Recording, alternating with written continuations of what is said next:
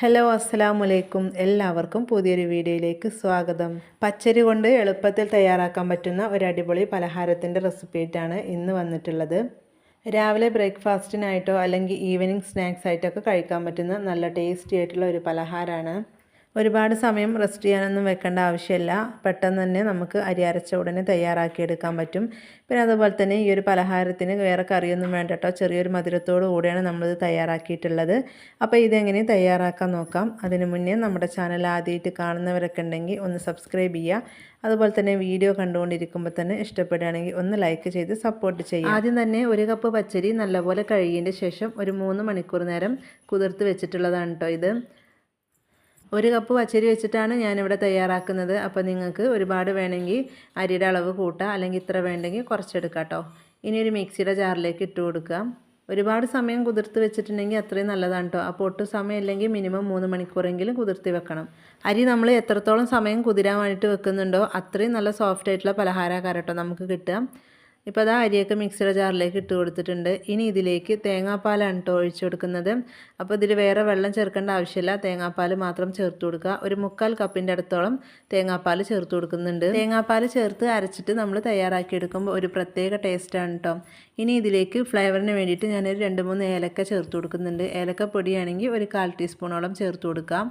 ഇനി ഇത് നല്ലപോലെ അരച്ചെടുക്കണം കേട്ടോ. ഒട്ടും തരികളില്ലാതെ നല്ല ഫൈനായിട്ട് തന്നെ അരച്ചെടുക്കണം. അപ്പോൾ അത് നല്ലപോലെ അരച്ചെടുത്തിട്ടുണ്ട്. ഇനി നമുക്കിതൊരു ബൗളിലേക്ക് ഒഴിച്ചു കൊടുക്കാം. അരച്ചെടുത്തപ്പോൾ അത്യാവശ്യം തിക്കായിട്ടാണ് നമ്മുടെ ഈ ഒരു മാവ് കിട്ടിയിട്ടുള്ളത്.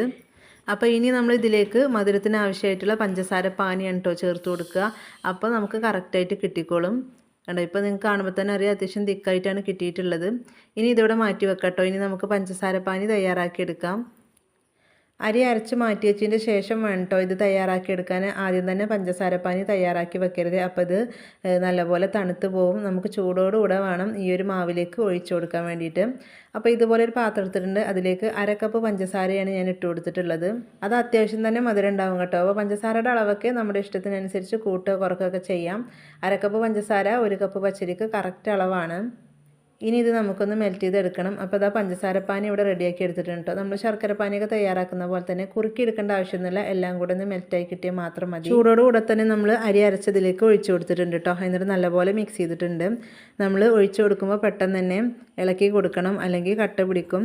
നല്ലപോലെ ചൂടായ പഞ്ചസാരപ്പാനിയാണ് നമ്മൾ ഒഴിച്ചു കൊടുക്കുന്നത്. അപ്പോൾ അതുകൊണ്ട് തന്നെ മാവ് കട്ട പിടിക്കാൻ ചാൻസ് ഉണ്ട്. അപ്പോൾ പെട്ടെന്ന് തന്നെ ഇളക്കി നല്ലപോലെ യോജിപ്പിച്ചെടുക്കണം. ഒരു പിഞ്ച് ഉപ്പും ഒരു പിടി തേങ്ങയും കൂടെ ചേർത്ത് കൊടുത്തിട്ടുണ്ട്. തേങ്ങ ഞാൻ റോസ്റ്റ് ചെയ്തിട്ടൊന്നുമില്ല കേട്ടോ, ഡയറക്റ്റായിട്ടാണ് ചേർത്ത് കൊടുത്തിരിക്കുന്നത്. നിങ്ങൾക്ക് വേണമെന്നുണ്ടെങ്കിൽ നെയ്യിൽ തേങ്ങ ഒന്ന് റോസ്റ്റ് ചെയ്തിട്ട് ചേർത്ത് കൊടുക്കുക. ഇനി ഇതിലേക്ക് 1 ടീസ്പൂണോളം നെയ്യാണ് കേട്ടോ ഒഴിച്ചു കൊടുക്കുന്നത്. ഒരു പ്രത്യേക ടേസ്റ്റ് ആയിരിക്കും ഇങ്ങനെ ചെയ്തെടുത്തിട്ടുണ്ടെങ്കിൽ. അപ്പോൾ ഇത് വേണമെങ്കിൽ ചെയ്ത് കൊടുത്താൽ മതി, അല്ലെങ്കിൽ നിങ്ങൾക്ക് ഒഴിവാക്കാവുന്നതാണ്. നമ്മൾ സാധാരണ കുഞ്ഞിക്കാലത്തപ്പൊക്കെ തയ്യാറാക്കില്ലേ അതേ രീതിയിലാണ് കേട്ടോ തയ്യാറാക്കുന്നത്. അതിൽ നമ്മൾ ശർക്കരപ്പാനി ആയിരിക്കും ചേർത്ത് കൊടുത്തിട്ടുണ്ടാകുക. ഇത് നമ്മൾ പഞ്ചസാരപ്പാനി ചേർത്തിട്ടാണ് തയ്യാറാക്കുന്നത്. ആ ഒരു മാറ്റം മാത്രം തന്നെ ഉള്ളൂ. ഇനി ഏറ്റവും ലാസ്റ്റായിട്ട് ഒരു 1/4 ടീസ്പൂണിൻ്റെ അടുത്ത് ബേക്കിംഗ് സോഡയാണ് കേട്ടോ ചേർത്ത് കൊടുക്കുന്നത്. നമ്മുടെ ഈ ഒരു പലഹാരം നല്ലപോലെ സോഫ്റ്റായിട്ട് കിട്ടാൻ വേണ്ടിയിട്ടാണ്. ഈ ഒരു ബേക്കിംഗ് സോഡ എന്തായാലും ചേർത്ത് കൊടുക്കണം കേട്ടോ, എന്നാലേ കറക്റ്റായിട്ട് കിട്ടുള്ളൂ നമ്മുടെ ഈ ഒരു പലഹാരം. ഇനി ഇതിലേക്ക് നിങ്ങൾക്ക് വേണമെന്നുണ്ടെങ്കിൽ തേങ്ങാക്കൊത്തും ചുവന്നുള്ളിയും പാടെ നെയ്യിൽ വറുത്തിട്ട് ചേർത്ത് കൊടുക്കുക കേട്ടോ. അപ്പോൾ ചുവന്നുള്ളിയുടെ ആ ഒരു ടേസ്റ്റ് എല്ലാവർക്കും ഇഷ്ടപ്പെടണമെന്നില്ല. അപ്പോൾ അത് ഇഷ്ടമുള്ളവർ ചേർത്ത് കൊടുക്കുക കേട്ടോ. അപ്പോൾ ഞാനതിവിടെ ചേർത്ത് കൊടുക്കുന്നില്ല. നമ്മൾ ഓൾറെഡി തേങ്ങ ചിരവിയത് ഇതിലേക്ക് ചേർത്ത് കൊടുത്തിട്ടുണ്ട്. അപ്പോൾ നമ്മുടെ പലഹാരത്തിനുള്ള ബാറ്റർ ഇവിടെ റെഡി ആയിട്ടുണ്ട്. ഇനി നമുക്ക് തയ്യാറാക്കിയെടുക്കാം. ഈ ഒരു പലഹാരം നമ്മൾ തയ്യാറാക്കിയെടുക്കുന്നത് കുറച്ച് കുഴിയുള്ള ഒരു പാനിലാണ് കേട്ടോ.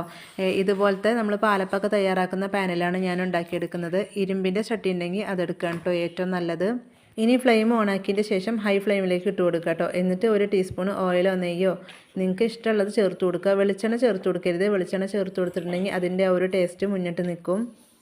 ഇനി നമുക്ക് ഇതുപോലെ ഒരു തവി മാവ് ഒഴിച്ചു കൊടുക്കാം കേട്ടോ. ഒഴിച്ചു കൊടുക്കുന്ന സമയത്ത് ഹൈ ഫ്ലെയിമിൽ തന്നെ ഇട്ട് കൊടുക്കണം.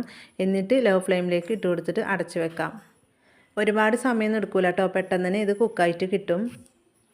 ഈ ഒരു പലഹാരം വേവാൻ വേണ്ടിയിട്ട് എത്രത്തോളം സമയമുണ്ട് അത്രയും സമയം നമ്മൾ ഇത് ലോ ഫ്ലെയിമിൽ തന്നെ ഇട്ട് കൊടുക്കണം. അതവിടെ റെഡി ആയിട്ടുണ്ട്. ഇനി നമുക്കിത് പാനിൽ നിന്ന് എടുത്ത് മാറ്റാം. നിങ്ങൾക്ക് കാണുമ്പോൾ തന്നെ അറിയാം അത്യാവശ്യം നല്ലപോലെ പൊങ്ങി വന്ന് നല്ല സോഫ്റ്റായിട്ട് തന്നെ കിട്ടിയിട്ടുണ്ട് നമ്മുടെ ഈ ഒരു പലഹാരം.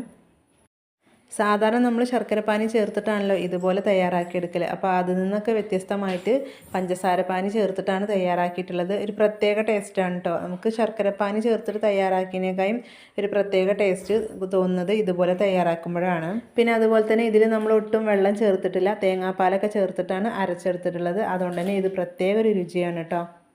അപ്പോൾ ഇതുപോലെ ബാക്കിയുള്ളത് നമുക്ക് തയ്യാറാക്കിയിട്ട് എടുക്കാം. അപ്പോൾ അതാ നമ്മുടെ പലഹാരം ഇവിടെ റെഡി ആയിട്ടുണ്ട്. വളരെ എളുപ്പത്തിൽ ചെയ്തെടുക്കാൻ പറ്റുന്ന ഒരു അടിപൊളി പലഹാരത്തിൻ്റെ റെസിപ്പിയാണ്.